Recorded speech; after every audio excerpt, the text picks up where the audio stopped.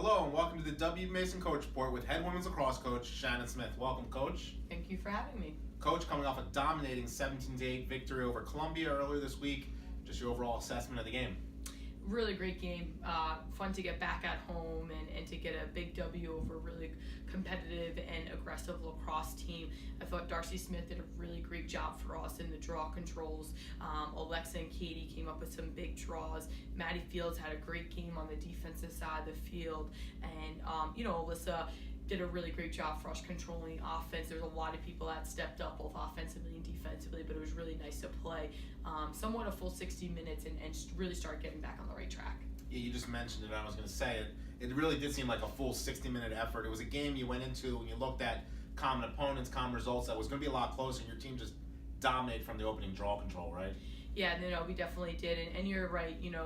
Columbia beat Fairfield, and that was a game that we lost in the beginning part of our season. And I just think that it goes to show that when we're on and we can play a full 60 minutes, that we have all the right people on the field, and both defensively and offensively, to have a very successful season. It's just consistently putting that together and having that output on the field. You mentioned a few of the players a little bit already. Let's get into specifically, arguably maybe the best game of Darcy Smith's career.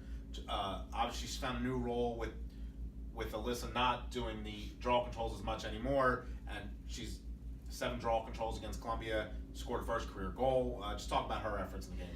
Well, I don't think Darcy's going to let us live down that first career goal. She's going to want to be starting on attack in these next couple of games, but she did. She had a really breakout game for us, really stepped up big on the draw controls. We felt that Columbia's draw girls really had a lot of strength, and we saw that she really struggled against girls that were just as strong as her, especially with people that could push the ball. So we had Darcy step up in that role for us, and then played really great on the defensive side of the field. So I think it was a lot of fun to watch it because she plays with a lot of heart. She's a really determined kid and works extremely hard, so it was really nice to see that game from her, and hopefully we continue to get that from Darcy. Most exciting goal celebration of the year too, right? Most exciting goal celebration from not only Darcy but the whole entire team and the bench as well. Another player, Maddie Fields, you mentioned, maybe not her highest save total of her career, maybe not the best 60 minutes of her career, but the first 30 minutes of that game was probably the best 30 minutes she's played. Several point-blank saves.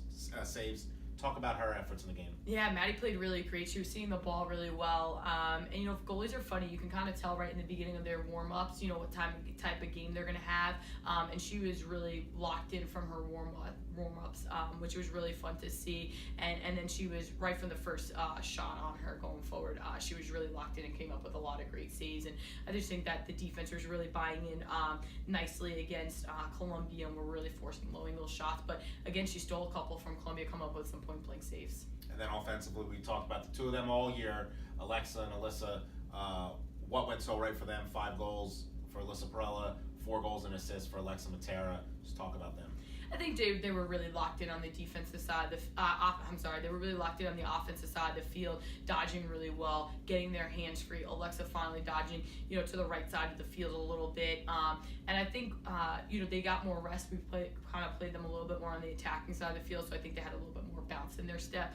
And then I also think it helped them because Drew Shapiro started to get on the board. So now they had to worry about some more dodgers and some more people that were going to score goals for us. So I think that was really nice to see from Drew as well. And you just mentioned Drew Shapiro, only player on the team to score in every game this season. The more she produces, how much more dangerous does that make your team?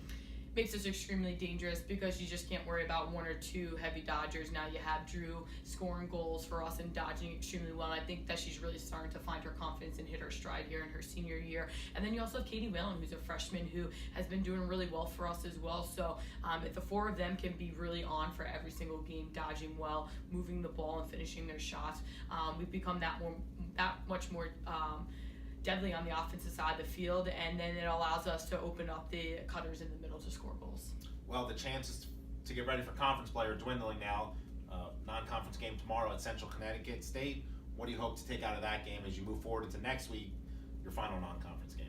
Yeah, just some small things that we want to tweak on the defensive side of the field, really just being more efficient and clear, and we have to have better transition defense. We struggled in that against Columbia.